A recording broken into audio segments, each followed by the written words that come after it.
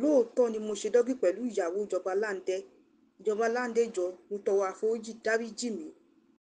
Irọ́ ni o, mi ò ṣe dọ́gí pẹ̀lú baba T. Mo kàn jókòó sórí ẹsẹ̀ ẹ̀ ni. Dárasími, ìyàwó ìjọba Láńdé sọ̀rọ̀ sókè.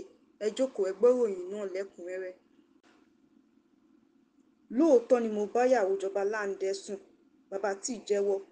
Lẹ́yìn tí òṣèré tíátà ọkùnrin ìyẹn baba T ti kọ́kọ́ yarí pé òun ò bá ìyàwó ìjọba Láńdé sùn àti pé tó bá ní ẹ̀rí kó mú síta, ló ti padà jẹ́wọ́ tó sì tọrọ àforíjì lọ́wọ́ ìjọba Láńdé. Nínú ìfọ̀rọ̀wérọ̀ tó ṣe pẹ̀lú Mama Esabod lórí TikTok ló ti jẹ́wọ́ pé nínú eré Ayò Truth or Dare tí Marigold ní káwọn ṣe ni òun ti ṣe dọ́gí pẹ̀lú ìyàwó ìjọba Láńdé tí kò sì ju ìṣẹ́jú kan lọ àti pé lẹ́yìn ìgbà yẹn lòun tó mọ̀ pé ìyàwó ìjọba Láńdé ni. Bí baba T ṣe sọ, ó ní wípé òun gbọ́ tí Marigold sọ pé ó dàbí pé ó ti mọ̀, èyí tó mú fura wá fóun tóun sì béèrè pé mọ́ kí ni, tí wọ́n sì jẹ́wọ́ pé ìyàwó ìjọba Láńdé ni Dárasími.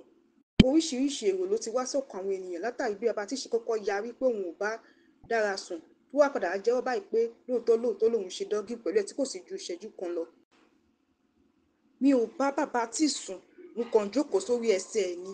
Dára, ìyàwó ìjọba Láńdé sọ̀rọ̀ sókè. Dárasími, ìyàwó ìjọba Láńdé ti sọ̀rọ̀ lórí ẹ̀sùn àgbèrè tí wọ́n fi kàn án.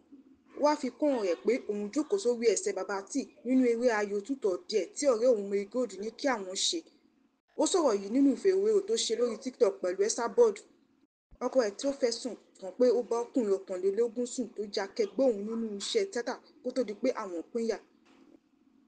Lára àwọn tó sọ pé ó bá ìyàwó òun sùn ló ti dárúkọ baba T. Dára fi kún ọ̀rọ̀ rẹ̀ pé ìgbà àkọ́kọ́ tí òun máa rí baba T ni ìgbà tí ọ̀rẹ́ òun mú òun lọ sílé baba T nítorí Marigold fẹ́ pè síbi ìfilọ́lẹ̀ fíìmù rẹ̀. Nígbà táwọn débẹ̀, baba T ò mọ̀ pé òun jẹ́ ìyàwó ìjọba Láńdé. Àwọn kíra. Lẹ́yìn ìgbà yẹn náà ni Marigold sọ pé òun fẹ́ mu ọtí tí kò sí ọtí nílé. Èyí tó mú kí Marigold àti dẹ́rẹ́bà baba T lọ ra ọtí tí ó sì kó òun àti baba T nínú ilé ìgbàlejò tí àwọn kò sì sọ nǹkankan. Lẹ́yìn tí wọ́n dé ni Marigold ní kí àwọn ṣe eré Ayò Truth or Dare tí òun sì ti mu ọtí bíi gáàsì mẹ́wàá nígbà tí baba T àti Marigold sì ti fagbó lọ. Lẹ́yìn ìgbà náà ni Marigold ní kí baba T fóun ní dọ́gì tí yẹn sì ti lọ mú rọ́bà dáàbò bò nínú ilé tóun sì ti kọ̀ jálẹ̀ pé òun ò ní bá baba T ṣe dọ́gì. Òun á kàn jókòó sórí ẹsẹ̀ ẹ̀ ni. Ó wá tẹ̀síwájú náà rẹ̀ pé ìjọba Láńdé mọ̀ pé òun kò yan àlè nígbà tí òun wà lọ́dọ̀ ẹ̀ àti pé tó bá ní ẹ̀rí kó mú síta. Ó wá ní òun kò ní sọ ìdí táwọn ṣe pínyà ṣùgbọ́n kò kí ń ṣe nítorí ẹ̀sùn àgbèrè.